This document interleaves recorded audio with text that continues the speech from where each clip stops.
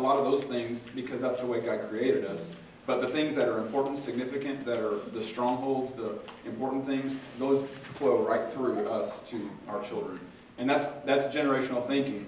We like to quote scriptures in the New Testament. I'll share one. That pure religion undefiled is to visit the orphans, to take care of the widows. It's not all the dead works. It's to do things that are selfless, that you may not get any reward for, you may not get any acknowledgement for. That is pure religion. Religion's not bad by itself. Religion's a problem when it's dead works. And you have demonstrated, Judy and Pastor, both of you have demonstrated with your lives that if you believe in God, if you believe Jesus is alive and rose from the dead, then it means something to us. And what that means to us is we give and we love and we care and we speak the word and we pursue the word.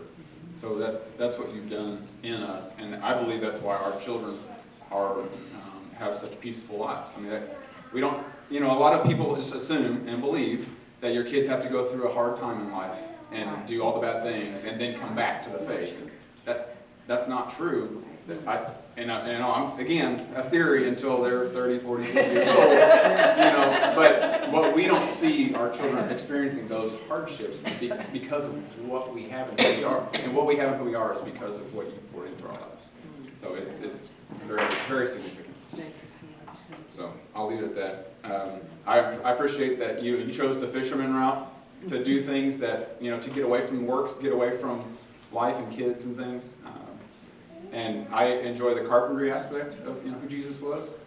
I enjoy working, but you have encouraged me to do things with people, that we're not in this alone. I must have turned it on to the off. It better be God. Don't answer it. So you have taught me to take breaks and do things with people, and then even just like Jesus sent out everybody by twos, you have always wanted to take someone with you. Whenever you do, whatever it is, chopping wood or going to speak to somebody about the gospel or helping someone, you always want to take someone with you. It's something you learned early on, and it's definitely shaped the way I see how ministry works, how you love people, how you stay accountable, how you do teamwork. It's not about me and mine. So, love you, Pastor. Now Pete and Tina are here. Oh. You guys want to squeeze in something before we go eat? We are going to carry this over because there are several that aren't here today. So if you would rather wait, Tina, that's okay, or you're welcome to share something. Chris, we went to the praise and worship gathering Friday night with Miss Brandy, and she was awesome, of course. And but when we got through, there was a guy that came up and talked to Tom. He had been sitting over, we saw him over there, didn't know who he was, and he came over to Tom and he said, "Tom, I just want to shake your hand," and I think he hugged you and said, "I just want to thank you," because he said, several years ago, he said, "My wife and I were really struggling." In the 1990s. Was it way back in the 90s? He said, we were struggling. He said, we had some really bad issues going on in our life. And he said, you came and ministered to us, and you took us both through deliverance. He said, nothing happened at that time, but he said, we were driving home, and he said, and I got sick, and I got out on the side of the road. He said, I threw up everything that was in. He said, I just threw my guts up. He said, and then, from then on, we had a peace. There was a peace in our marriage. He said, we've been together. We said, we have recommitted ourselves to each other. But he said, all the old problems are gone and have been gone all these years. He said, I just want to thank you for taking time to minister to us. We didn't know him. I don't know. But we never go out in public that we don't meet somebody who says, I'm so grateful for your husband. Some guy came up one day and gave him a rather hefty check, and he said, you ministered to me back several years ago, and he said, my life is different as a result of what you said to me. So, it's just, you never know. Right. You never know. We had a lady who worked at the ammunition plant who he used to witness to every day, and then he came home one day and said she had cancer, and that she was pretty bad off. And so we began to pray for her, and we spent time praying for this woman.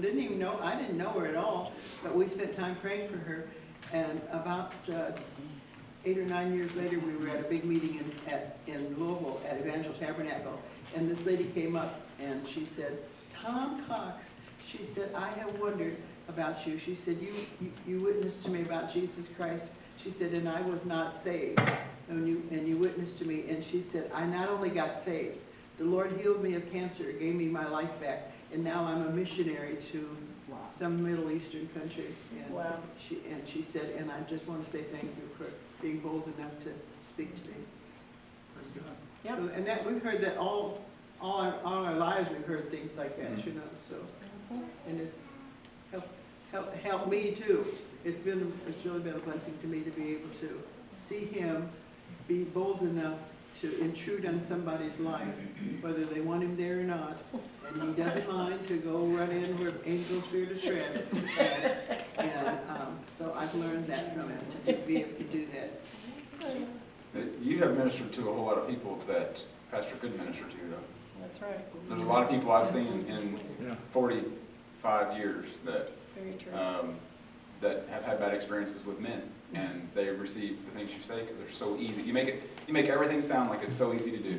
Just the word says this, and it's just that easy, and you do it. You live that way, so it's not like it's fake. So. Right. Right. So speaking of fake, two of the things that Pastor has definitely kind of stayed away from over the years is getting into fake prophecy and things that are, yada, yada, yada, emotional. And he does not like to talk about money. So Jeff's going to pass this around so you have the opportunity to give if you want. But